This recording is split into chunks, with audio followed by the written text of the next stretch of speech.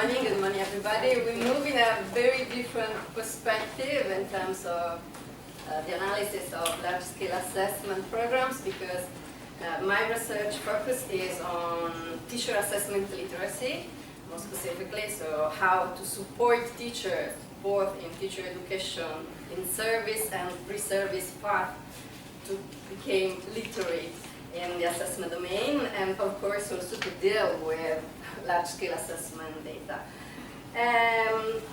So I will not focus on the Italian large-scale assessment program in se, because this is not my interest in this moment. So I will try to focus on the effects, on the conceptions and practices of teachers. That's the focus. We know that schooling policy over the years has been run through with neoliberal ideology. So the launch of reference in different countries around the world in teacher education led to raise the standards for the quality. I'm thinking to Hong Kong, Australia, Canada, but also if you think to European context, Finland and Germany. And in this perspective, several adjustments have been suggested to generate both accurate accountability data on one hand, and on the other hand, robust evidence to inform instructional practices and teacher education in general. So there has been a strong emphasis on the alignment of teaching, learning, and assessment, and on the other hand, also a new pressure in terms of redesign or reconsider the assessment culture of teachers. So the interest reserved for student learning assessment, as well as the growing emphasis on the standardized test and high-stakes led national school system to completely different frame assessment from some way, in order to reply to the two different aspects: accountability and improvement of the educational system. Okay. Over the years, we can highlight three main changes in particular that can be, first of all, of course, in terms of teaching practice, so immediately in the classroom. So classroom assessment practices has shifted from, in some way, away from or far from the measurement tradition and moved towards the idea of an assessment as a social practice, so the idea of assessment that is related to the improvement of student learning, formative assessment, just to name the practice with the right name. Second aspect is related to the large-scale assessment, and national and international level have been recognized as a lever at the end for the improvement of the educational quality. And related to the first and to the second, there is the emphasis on data. We are in a new era in some way for data that have become very crucial, as Mendina Shagam say, to support teacher decision making. That's the most important thing, because if a teacher has not a robust data, robust evidence, sometimes the decision in terms of what to do with students should be just a bit confusing or not really effective at the end. So despite the recognition of the importance of assessment, however, what happened? That some students in the educational research field started to demonstrate or identify the lack of modernization in practices. And sometimes some colleagues say that the teachers have not really materially changed their practice. This is a stronger statement if you think, especially what we have seen over the last 2 years in terms of COVID pandemic and the difficulties, the struggle teachers have had to move or to shift in the remote instruction settings. So the idea of ensuring assessment literacy became more and more important. And more specifically, in the field of the data literacy, recent studies started to demonstrate that there is what is called a data divide. What is it? It's a gap teachers have in their preparation in using data. So, especially, and more specifically, large-scale assessment data, because not only in Italy, all around the world, they are seen not really useful in terms of teaching practice, and sometimes too much sophisticated and far from lively, context of a classroom. And so we started to, of course, ask as a scholar what should be if we try to improve assessment literacy of teachers.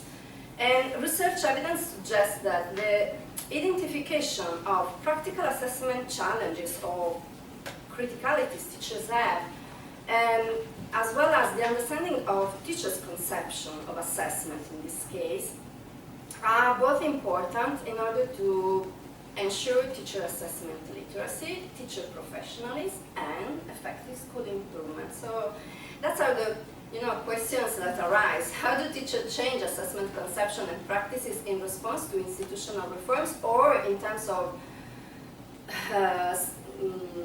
unexpected situations like the COVID pandemic? Are teachers' conception and practices aligned with each other? And are pre and in-service educational part effective in supporting teacher assessment literacy?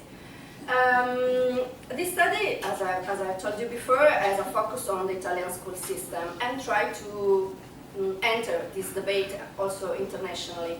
So despite the increasing interest in teacher assessment conception in Italy, I have to say that this topic is just a bit neglected, to be honest. So there's much room for investigation. So there is a lack of empirical studies on teacher assessment conception, and more specifically about large-scale assessment conception. That's why I decided to try with an exploratory studies on its qualitative, and I decided to move in this kind of study because I was surprised during the first pandemic wave of 2020 about the reaction of just that kind of relief of students and teachers related to the choice to cancel the administration of the INVALSI program. So after so many years, it should be like a routine in the school system. So the reaction of students and teachers was just a bit surprising for me. So that's the research question in this case. What do teachers think of the INVALSI program after so many years? And how do teachers use the INVALSI results for their instructional practice and decision making, both at classroom level and at school level? The literature on teachers' conception and teacher assessment literacy lay out the conceptual framework from this study, and I started moving from my previous definition of assessment literacy. I use an holistic perspective of teacher assessment literacy. So for me, personal, social, contextual dimensions are nested. Really, the idea of assessment literacy is like an interplay of different elements, not only the technical or the practical aspects. Also because we know that assessment, as I said, is a social practice. So what a teacher do or try to implement in a classroom in Italy, maybe it's different, I don't know, in Canada or in the US. So therefore, teachers' conception, beliefs, experiences, including, of course, students' experience also, are considered as very relevant to better understand assessment processes. What about assessment literacy and professional development? Over the years, there has been also a shift in the study that have tried to conceptualize assessment literacy, and we moved from Popham, Stiggins, and in the US context definition that are very delimited and limited in the classroom context to new perspective that try to offer a broad definition of assessment literacy in terms also of the identification of what can be aspects common in different contexts. So we try to identify, yeah, like not rudiments, but you know, the fundamentals that can be found also in different contexts, and just to support also the idea of implementing responsive teacher professional development path. Also because when I try to define the concept of assessment literacy in my previous studies, I have to consider that in Italy, for example, we have no professional standards compared to other countries. So it should be very different in terms of identification of what a teacher is expected to do in terms of assessment practice.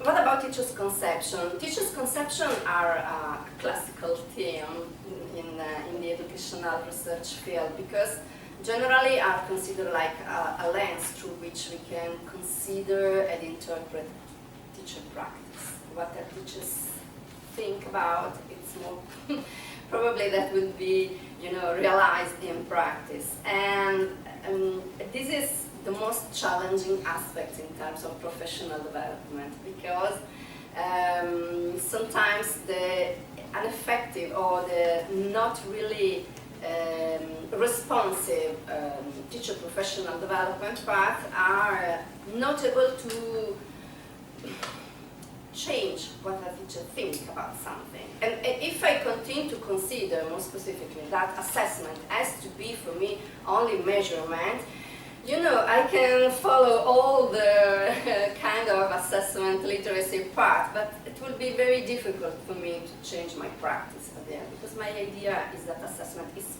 related to something else. So the last study, the last decades have seen a significant increase in the use of large-scale assessment programs in education, and generally they are considered now as there is a kind of justification of the need for the information about student-based decisions, so the need of large-scale assessment. This is a qualitative study, as I told you, and more specifically, I decided to use a grounded theory interpretative method, and because I think it was more useful to, first of all, yeah, instigate teachers to speak their mind. So try to really tell me what they think about the large-scale assessment programs, INVALSI test in this case, and try to yeah, reflect on what are the reaction to the national large-scale assessment program in Italy. Data were collected through semi-structured interview by me in order to obtain description function to interpret the meaning of the described phenomenon. And this is a strange thing because generally in qualitative study we have few people involved. In this case, the COVID was a positive situation because I have had the opportunity to collect 70 teachers from 5 different schools in the district of Bari in the south of Italy. And they were selected to participate in this study. I use a purposeful and theoretical sample method. So I decided to choose 5 schools because they were, in Italian we say they are istituto comprensivo, so they jointly include from 1st grade to 5th grade and then from the 6th to the 8th grade, so primary and middle school together. So in this way I should have ensured that I have the 3 target for the administration of the INVALSI program that is administered to the 2nd grade, 5th grade and 8th grade students.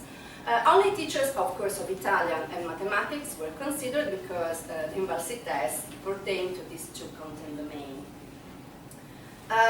This is an extract of the interview track. As you can see, only very few questions. And all participants, of course, were informed about the purposes of the study, were assured on the anonymity and confidentiality of the responses. So these are the data analysis, and I identify 4 different dimensions of aspects related to the teacher's profile, Teacher education and professional learning need the conception of assessment, of large-scale assessment, and how teachers use data. Interviews have been analyzed through automatic analysis, of course, and multiple rounds of inductive and deductive analysis were performed.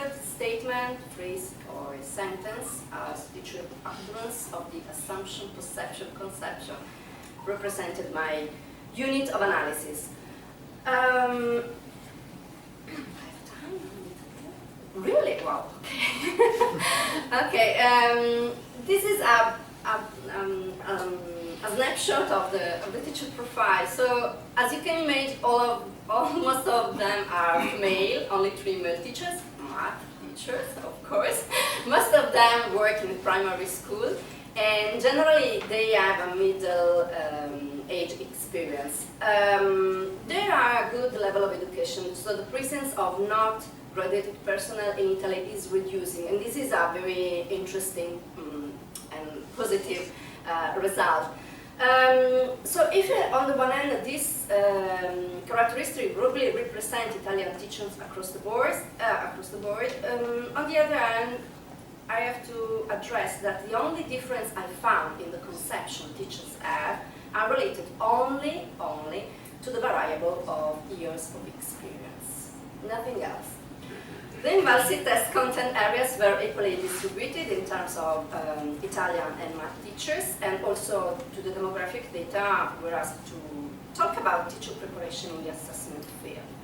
And generally, teachers have a good representation. They are very positive in terms of expectation of professional development, but then sometimes they admitted that a kind of professional frustration because they are worried to mistaken assessment with their students, and they feel the pressure in these terms.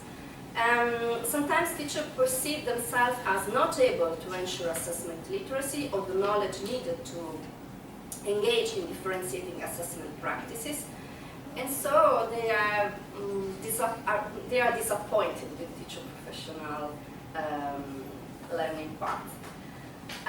What about the conception? Teacher answer reveal just a bit of confusion about the aims of the INVALSI program. No teacher consider INVALSI test useful in supporting their instructional practice. Teachers did not understand the real value or the rationale of the large-scale assessment program. And it's interesting to note how primary school teachers tended to use teaching to the test more often than their colleagues. And they justify this because, oh, they are children, they're younger, they need to be helped. That's only an a priori justification about this malpractice.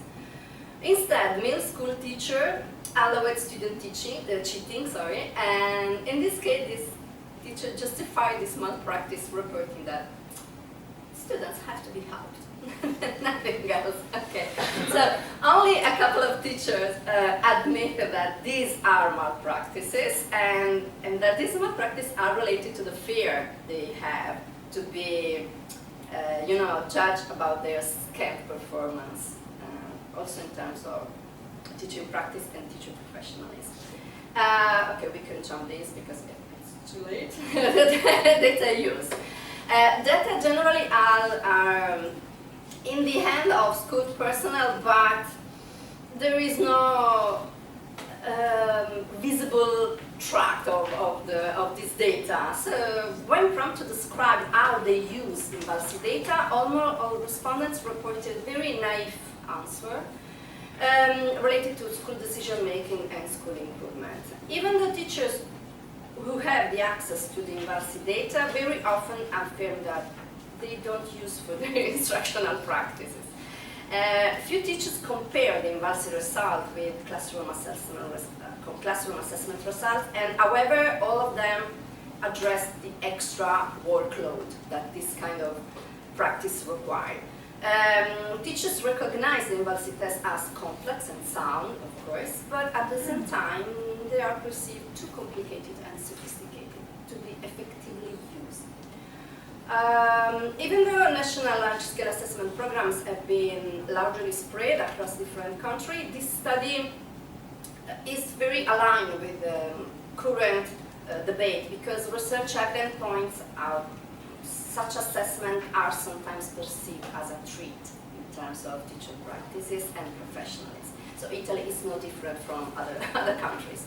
I don't know if this is a positive or negative way. Anyway, the challenge is to allow teachers to reach out with this knowledge and to push the use of assessment forward in a more responsive manner. And it's interesting to note that I didn't find no reference to maybe positive aspects related to the large-scale assessment programs. That's very interesting in terms of research, future research.